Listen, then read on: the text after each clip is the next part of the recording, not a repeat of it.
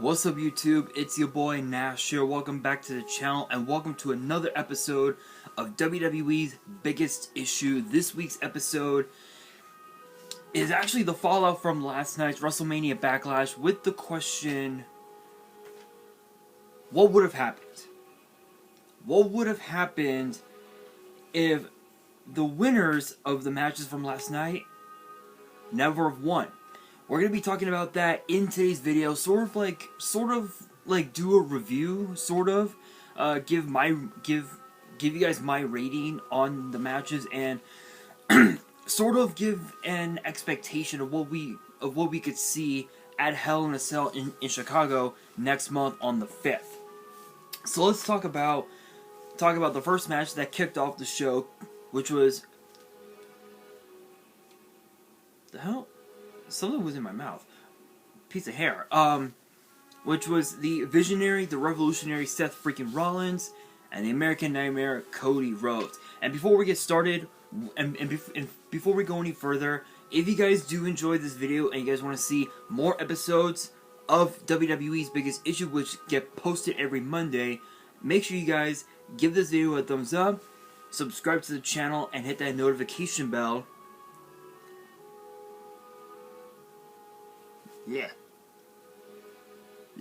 So you guys don't miss out on any future content. And as always, make sure you guys follow me on Twitter and on Instagram. The links will be in the description below. As for fan mail, if you guys want to send me fan mail and you guys want to see me open it up on the channel, the info will be in the description as well. Let's get straight into it with Cody Rhodes versus Seth Rollins. What would have happened if Seth Rollins kicked out of Cody Rhodes' pin, his roll-up pin? It goes without saying, because when it comes to the mat game, nobody can do it better than Cody Rhodes and Seth Rollins, hands down. But when you look at it from a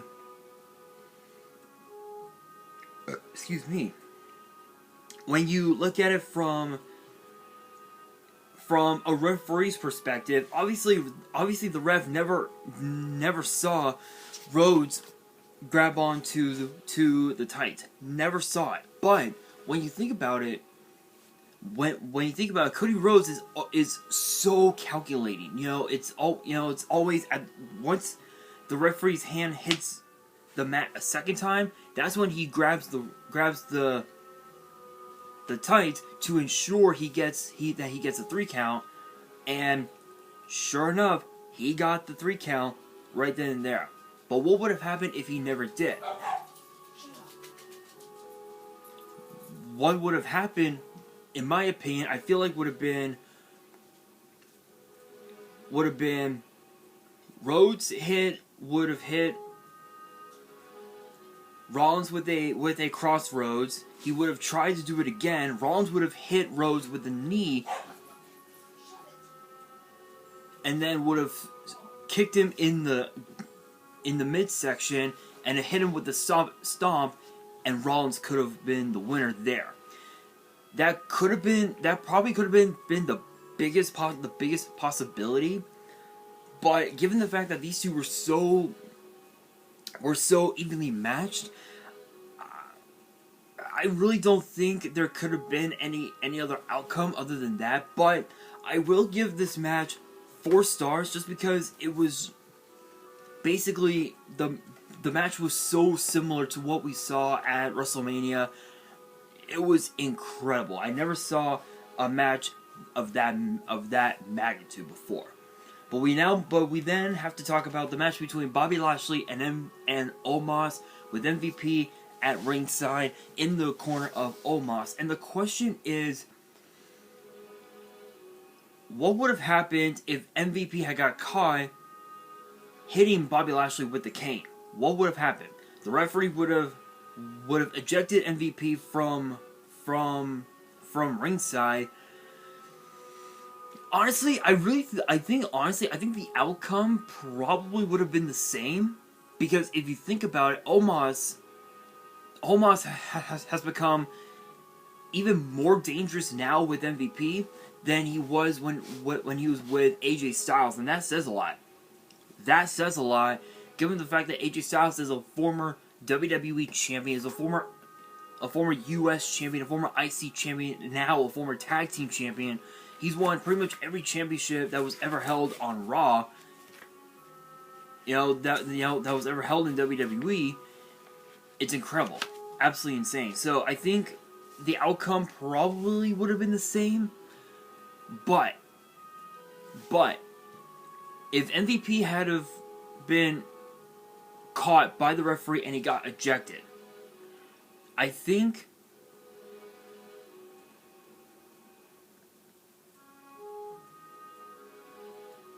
honestly, I feel like maybe Lashley could have found some way to counter, that double-handed choke slam that he uses so well.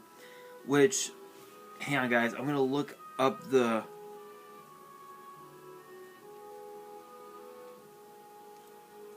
on Instagram.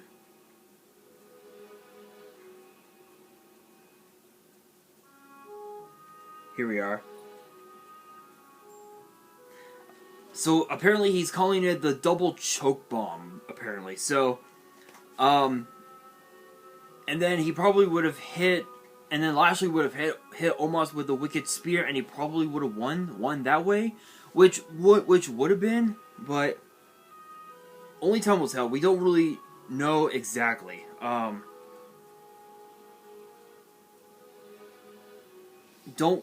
We don't really know exactly, but I feel like that could have been a possibility. But I'm only giving this match 2.5 stars, only because of the fact that Omos could have won the match in a different way rather than having MVP bail him out like the bitch that MVP is. Next up, we have the final match from Monday Night Raw. It is since we were on the topic of AJ Styles. It was the phenomenal AJ Styles doing battle with the Hall of Famer Edge, and it's interesting because, and I talked about this last night on last night's video. This was a match of involving two generational talent. Two guys who dreamt of being in WWE, one who got into WWE at such a young age, and then you have a guy who competed in places like Japan, in Japan and Ring of Honor and TNA, all to finally get noticed by WWE and saying to AJ, hey, why don't you come over? Come over to our side. We'll hook you up with the best dream matches possible.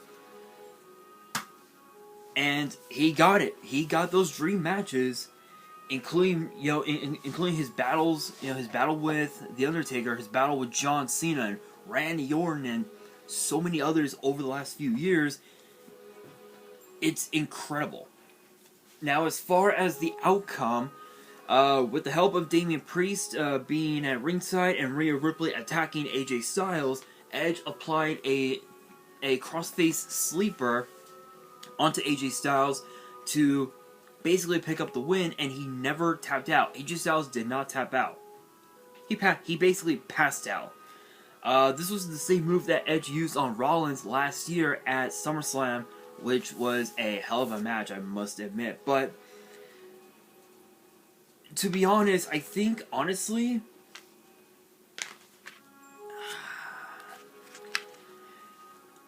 in this scenario, I really don't think there would have been a different outcome. I think the only other outcome probably would have been AJ Styles not getting distracted by Damian Priest, and he would have hit Edge with his phenomenal forearm. Edge probably would have kicked out, and Edge and AJ Styles still would have lost. That's just how I see it in my personal opinion. But I mean, I mean, shoutouts to Edge and AJ Styles. They pulled it off. They tore the house down. They beat the hell out of each other in that matchup. But I'm giving this one 3 stars because we're finally going to start to see the true dark side, if you will, of Rhea Ripley with alongside Damian Priest and Edge of Judgment Day, which buys into the question, who else should join Judgment Day? The way I see it, Tommaso Ciampa. That's just how I see it. I think Tommaso Ciampa should join Judgment Day based on the fact that Ciampa was in the same boat that Edge was in with the neck injuries, with the leg injuries and all that. It's a possibility. It's a possibility. Edge is what Edge is doing. Here's the thing. What Edge is doing is he's taking in big major players that were in NXT, and they're taking them under his wing, teaching them things that most other talent would never teach superstars like them. How to be calculating, how to manipulate the ring to your advantage, how to play the mind, how to play the mental game, the mind games, if you will. And Edge, he's one of the masters of mind games. We all know Edge is one of the masters of mind games. There's one other person who is top of the game. The Undertaker, Mark Calloway, The Undertaker, one of the true masters of mind games. Him and Triple H are the two. But I'm giving this match three stars, just based on that, based on the fact that we're finally getting to see the true dark side of Rhea Ripley, and we're now going to be able to see how good she can really be in a faction rather than a tag team, if that makes sense. But we now move on to the SmackDown side of things, as the baddest woman on the planet, Rowdy Ronda Rousey, did battle with Charlotte Flair. And I'm on Instagram right now, so give me a second, guys.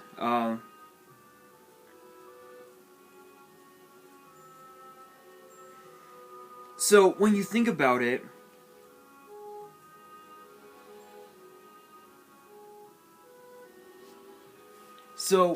when you think about this matchup, Ronda Rousey and Charlotte Flair, you think about how the rivalry started. The rivalry started all the way back at Survivor Series in 2018, when it was here in my hometown of LA, right here, and it all started basically with a kendo stick. Charlotte Flair knew that she could not beat Ronda Rousey. She knew she couldn't beat her. So what does she do? Uses a kendo stick, get herself disqualified, thus giving Monday Night Raw the point over SmackDown. And just, I don't even know how to describe it. Honestly, I have no idea how to describe the rivalry, except holy shit. And it then sort of culminated, if you will, at WrestleMania 35, when Becky Lynch actually pinned Ronda Rousey to win both the Raw and the SmackDown women's titles. That being said, that was basically when Ronda left WWE to want to start a family and having to deal with her injuries and all that. And we all know she came back this past January at the Royal Rumble 4 months ago, about 4 or 5 months ago, and won the women's Royal Rumble to earn the right to face Charlotte Flair. She could have chose Becky Lynch. But she chose Charlotte because of how the rivalry started between the two. Charlotte Flair ended up getting the win over Ronda at WrestleMania, but last night was basically Charlotte Flair's Judgment Day, if you will. No pun intended with the last match that I just talked about, but This was an I Quit match. Only one thing. Force your opponent to utter the words I quit, and these two beat the holy shit out of each other. Neither one would say I quit until the closing moments, where Charlotte Flair told Ronda, "This is your last chance, say I quit." Ronda takes Charlotte's arm and transitions it into an armbar using the steel chair. And Charlotte Flair said, "No, I am not quitting." The referee said she says no. Ronda says she says this, quote, "I was hoping you would say that, bitch." Takes her arm, bends it backwards, and utters the words I quit. Now from what hang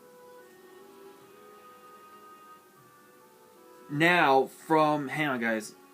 I gotta get off these Instagram stories.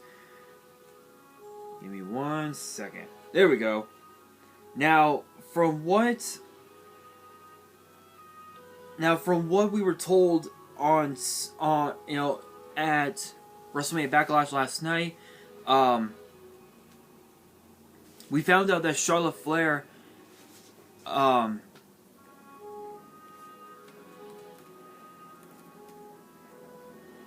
has suffered a fractured radius, which is basically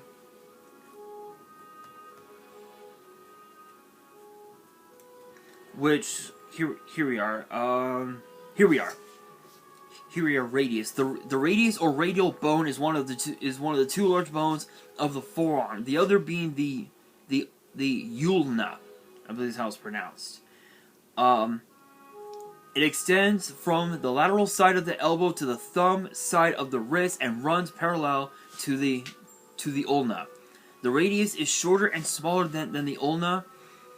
It is a long bone, prism-shaped and slightly curved longitudinally. So it's basically right where it's between the wrist and the elbow, between the carpals, which is basically the wrist and the elbow, which she fractured that arm, that part of the arm, and I don't know if she'll be having. I don't know if she's going to be out for a while.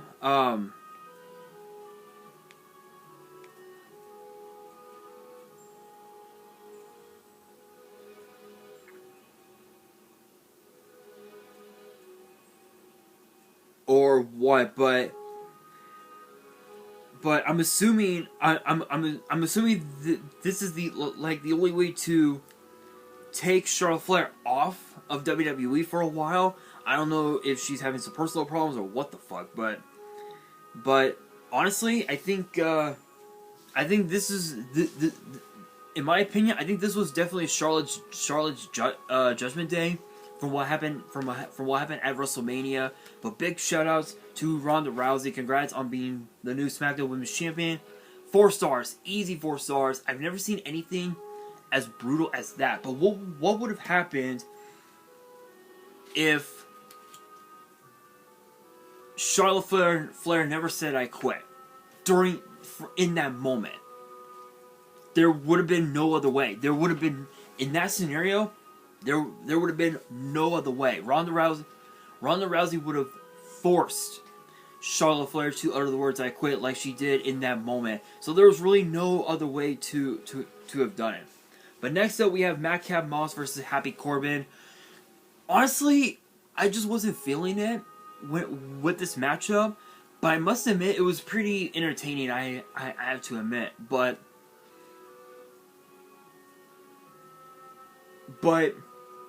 as far as how the match ended, Madcap Moss used a sunset flip to pin Happy Corbin.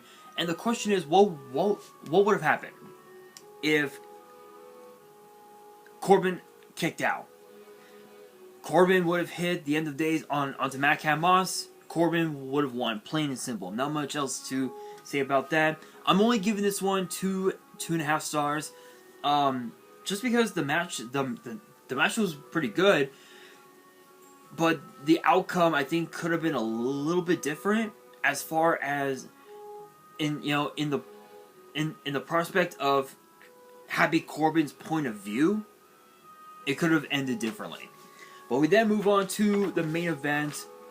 RK Bro and Drew McIntyre, or I guess as some people like to call them, R Clay Bro, against the Bloodline, the Universal Champion, the undisputed Universal Champion Roman Reigns, and the SmackDown Tag Team Champions, the Usos.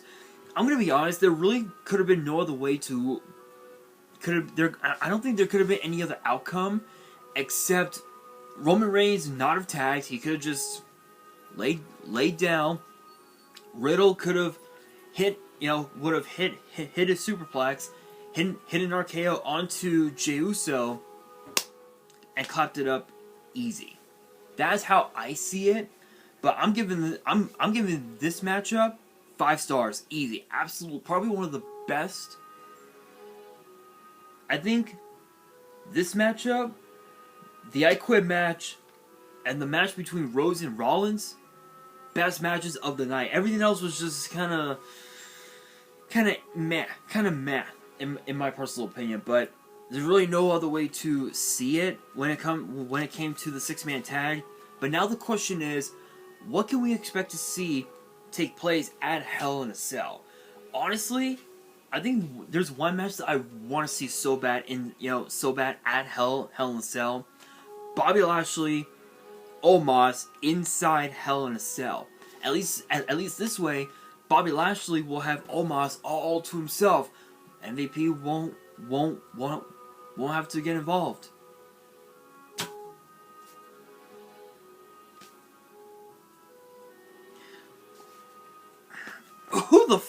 Who the fuck am I kidding? Who the fuck am I kidding? We all know it won't matter. MVP will get involved. Get involved anyway. He did so when Lashley battled Drew McIntyre inside Hell in the Cell. Who the fuck am I kidding? But speaking of McIntyre and Reigns inside Hell in the Cell, it's a possibility, but with the extent of Roman's shoulder injury, I don't think he'll be able to do it, but only time will tell. But all in all,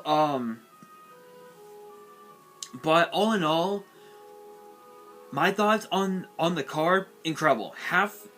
It was basically 50-50. Excuse me. Half the matches were extremely good. The other half was like meh. It was meh. But that brings me to the question of the day. What were your guys' thoughts on the WrestleMania Backlash card, and what match do you guys want to see at Hell in a Cell when it takes place in Chicago on June 5th? Let me know down in the comments below, and that will do it for today's video. Hopefully you guys enjoyed. If you did, make sure you guys smash the thumbs up button. If you guys are new to the channel and you guys want to see more episodes of WWE's Biggest Issue, which get posted every Monday, make sure you guys subscribe to the channel and hit that notification bell so you guys do not miss out on any new content that comes your way. And as always, make sure you guys follow me on Twitter and on Instagram. All the links will be in the description below. And if you guys have any fan mail that you guys want to send me and you guys want me to open it up on the channel, all the info will be in the description as well. And on that, this is your boy Nash, signing out.